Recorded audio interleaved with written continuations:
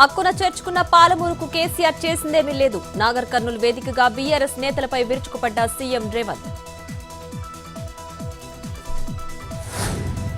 Phone tapping పై కేటీఆర్ చేస్తున్న comments అర్ధరహితం. Phone tapping ఆరోపణలపై Bhatti counter. BRS నేతలు చేస్తున్న విమర్శలను ఖండిస్తున్నానన్న డిప్యూటీ సీఎం. బీసీ జాబితా నుంచి ముస్లింలను తొలగించాలి. 42% రిజర్వేషన్లు పూర్తిగా బీసీలకు దక్కాల్సిందేనన్న బండి సంజయ్. ముస్లింలకు 10% ఇస్తే బీసీలకు కొత్తగా దక్కేది 5%మేనన్న కేంద్ర మంత్రి. రేవంత్ రెడ్డి లీక్ వీరుడా గ్రీక్ వీరుడా అనేది మీ నాన్న నడుగు. కేటీఆర్ వ్యాఖ్యలకు చామల కౌంటర్.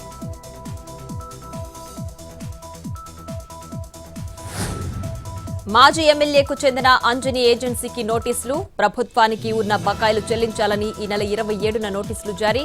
14 రోజుల్లో 13.84 కోట్లు చెల్లించాలని డెడ్లైన్. గడువు ముగిసినా డబ్బులు చెల్లించకపోవడంతో తదుపరి చర్యలపై ఆసక్తి.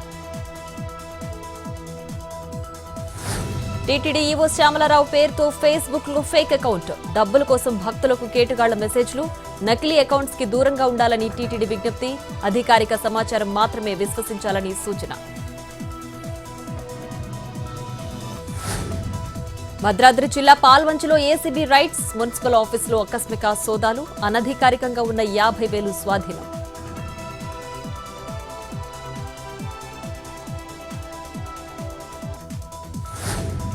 నల్గొండ జిల్లాలో కుండపోతగా కురిసిన వాన. భువనగిరిలో లోతట్టు ప్రాంతాలు జలమయం. రాకపోకలకు అంతరాయం. తీవ్ర ఇబ్బందులు పడ్డ వాహనదారులు. అల్లూరు జిల్లా అరకులో అన్నదాతల ఆనందం. వర్షం కురవడంతో వరి నాట్లు వేస్తూ గిరిజనుల నృత్యాలు.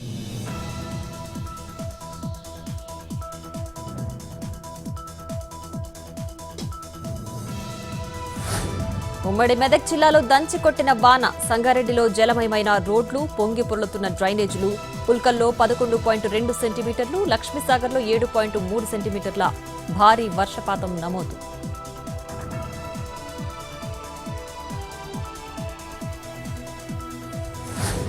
హైదరాబాద్లో బతుకమ్మ కుంటకు పోటెత్తిన వరద. ఎగువ ప్రాంతం నుంచి భారీగా వరద ప్రవాహం. నిండు కుండను తలపిస్తున్న బతుకమ్మ కుంట.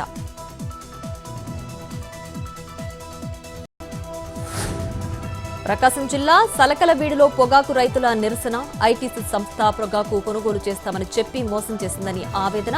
నాణ్యత పేరుతో ఇబ్బందులు పెడుతున్నారని ఆగ్రహం.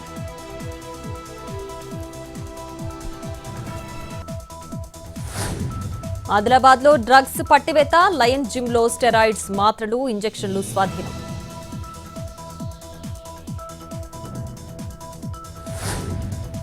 మంచిర్యాల జిల్లాలో ఏసీబీ దాడులు. వేర్వేరు చోట్ల ఏసీబీ వలకు చిక్కిన అవినీతి అధికారులు. 50,000 లంచం తీసుకుంటూ పట్టుబడ్డ అసిస్టెంట్ లేబర్ ఆఫీసర్ రామ్మోహన్.